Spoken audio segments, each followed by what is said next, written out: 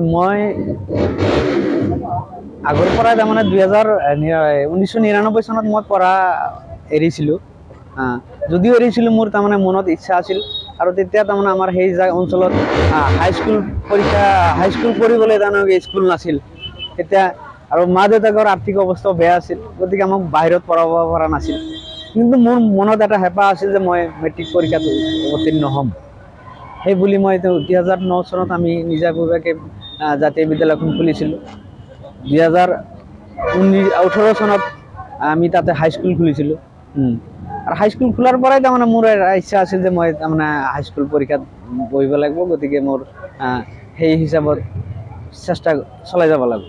সেইমতে মই আপোনাৰ সেই 9ত এডমিশ্যন ল'লোঁ। মই নীতি নিয়মৰ ভিতৰত মই 9ত এডমিশ্যন দিলোঁ, তাৰ পৰা ৰেজিষ্ট্ৰেশ্যন হ'ল।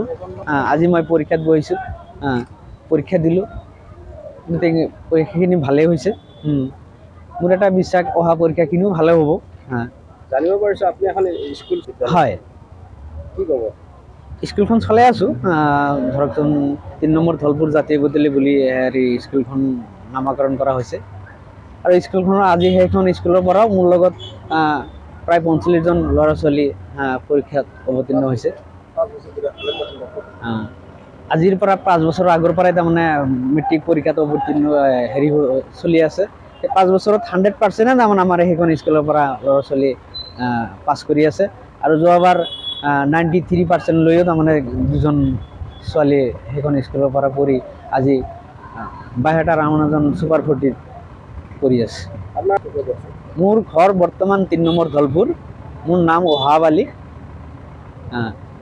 থানা চিপাঝাৰ, জিলা দৰং।